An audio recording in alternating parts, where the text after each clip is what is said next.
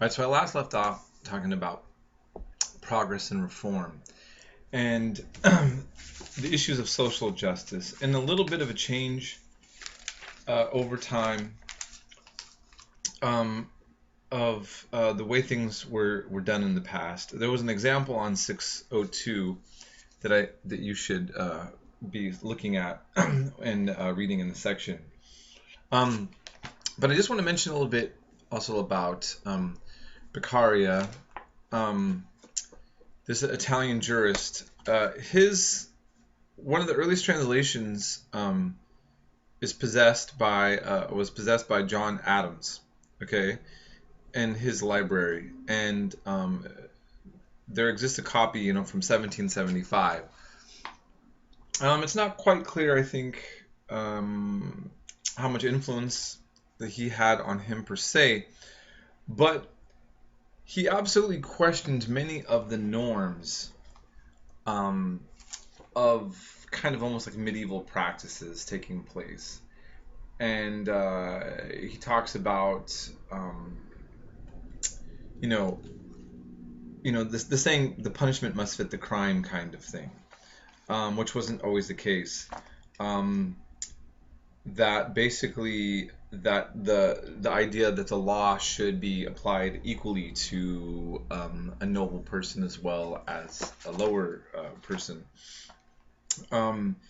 He had a lot of ideas that I think were seen as radical, if not at least very diverging from the norms, and many of his ideas, though, seem very modern and essentially a given for what we have. I have an essay on crimes and punishment by him, and you read it and it's really clear and concise, and it's I think it's a pretty profound work.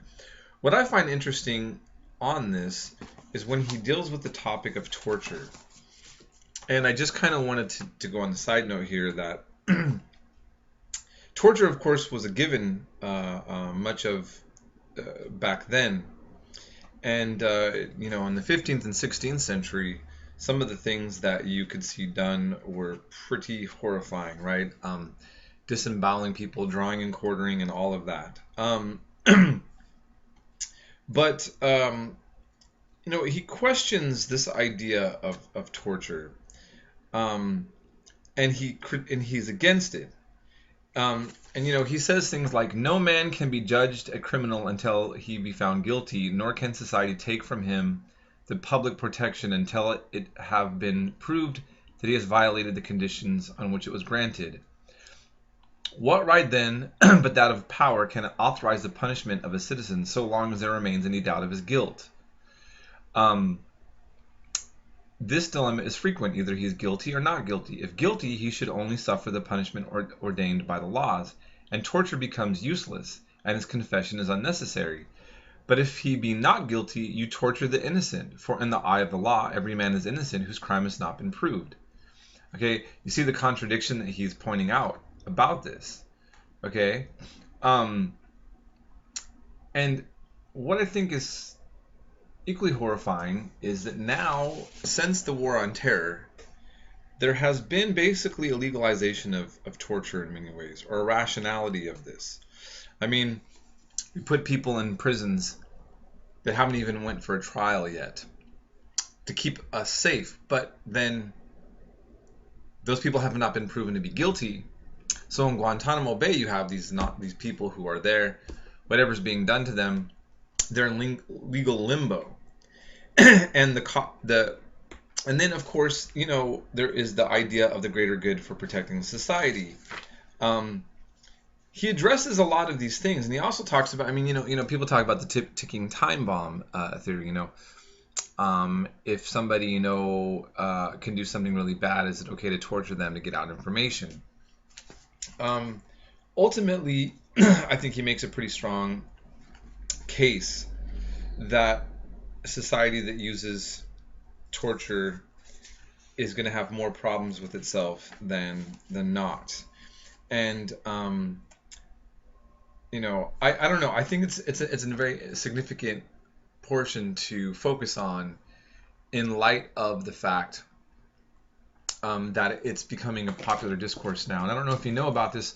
The U.S. government, this was starting under the Bush years, was sending people assumed to be terrorists into other countries that did do torture to see if they could get information. In other words, our laws were saying that we can't do torture, but we can send it to people who do. So Syria, who we labeled as a terrorist government because of the evil acts they do to people, we actually helped the Canadian government send a man to Syria to get tortured. They thought he was with Al-Qaeda, and after being tortured thoroughly, the Syrian government said, he's not Al-Qaeda, and they gave him back. The Canadian government had to hand over several $1 million and apologize to him. The U.S. government never apologized. So, some of the critiques, I think, of the problems with justifying torture is worth still looking into. Perhaps I should have went a little bit too off topic, but on. But in other words, in Enlightenment, though, I think what I want to say is that the idea of reforms and rethinking how to deal with crimes and punishments and all of that was taking place. Okay. Now, Voltaire. I want to talk about him. He was an interesting character out of the French philosophes, as they were known. He definitely had, his writings, if you ever read Candide, it's quite an easy read and humorous. And he was very witty. And he critiqued the church. And, he said things such as this: if God did not exist, it'd be necessary to invent him. He's making statements like that you wouldn't have heard before in the past. And Candide, he's really criticizing a philosopher, an Enlightenment philosopher named Leibniz. And that's who he's mocking, and Dr. Pangloss, who says this is the best of all possible worlds, because basically there was some idea out there that if God is perfect and everything he does is perfection, then everything that we see has to be perfect. And this is the best of all possible worlds. And Voltaire mocks this by this journey in Candide of women being raped, of death and destruction and all this despair. And then he just ends it, well, let's just tend to our garden. So he lived a very upper crust, hereditary, aristocratic life. But he made a big critique of a lot of things he saw kind of on the ground. And he rejected Christian morality when it came to sex, as you saw on the article there, where he was living with a woman and her husband. And he lived with her until she died. And as it mentions here, she was giving childbirth to somebody's child that wasn't his nor her husband's. So these kind of scandals were the things that people on the ground were maybe looking at more than some of their higher ideals. Talk more about women and enlightenment in a second. Okay, so Montesquieu, on political theory, really influences heavily the United States in particular, and the war for independence, the separation of powers, right?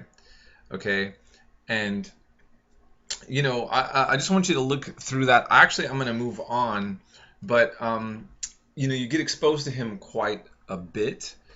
Montesquieu is going to also be one who critiques absolutism.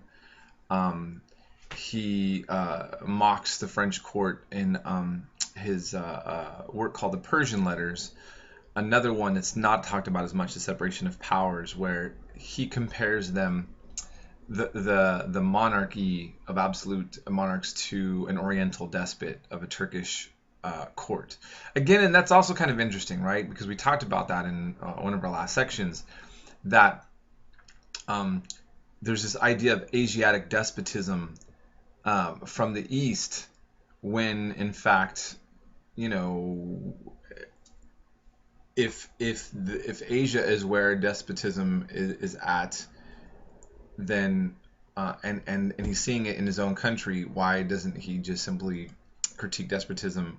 I mean, In other words, he sees what's going on as almost something foreign, and there's this critique that's going to be always there, that the worst examples of politics is used by looking at other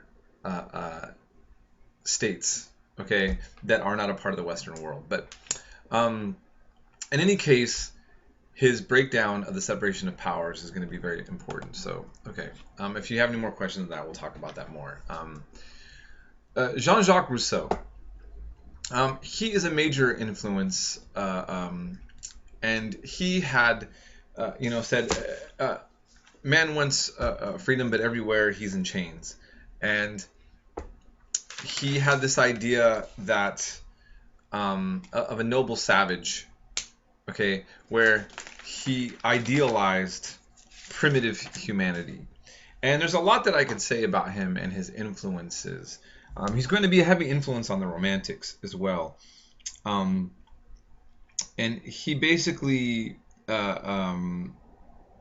saw, like, he was more of a distrustful of reason, okay, and was more into egalitarian politics. And that's why, you see there's on page 606, there's the picture of Voltaire and Rousseau fighting, having this different view. But this idea of the noble savage, which also we saw with Diderot, as you read in the text, kind of goes back to what I was talking about in the last section.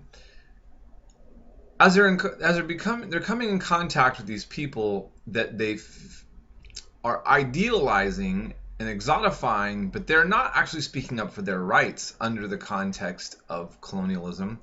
They're not addressing, they're talking about justice and human dignity and the values of humanity, and they're not analyzing what that means to black Africans, for example, or Tahitians under colonial rule, or Filipinos, or anybody else. And that silence is telling.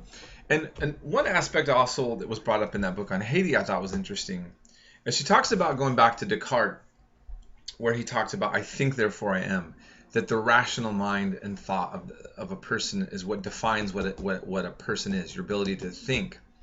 And so he said, if I cut off my arm, what am I? If I cut off my leg and my body, then he breaks it. He cuts off all of his body parts mentally.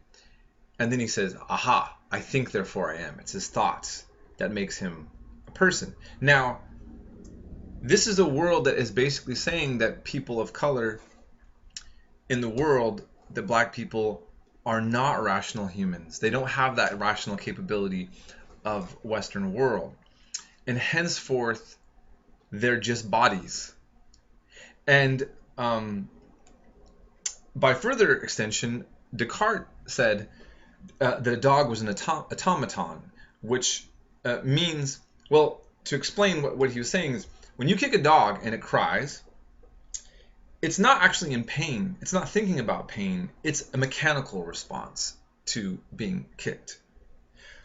In a certain sense, you have the same kind of logic being put on human beings. So you can rationalize your actions, that these are not rational beings, and henceforth no rights are being violated. That's, I think, pretty clear to me, but you don't really see a lot of them, if any, really breaking down that consciously. Ultimately, it had to be somewhat on their minds, because again, we're talking about the contradictions of all this, and Thomas Jefferson, I always think, is the greatest example of that on many levels. I'll return to him several times in discussions of contradictions of ethics. Maybe I think I'm unfairly picking on him, but I think he fits especially in the context of this time period. I'm going to get back then to Thomas Paine and the Rights of Man and finish up this section soon.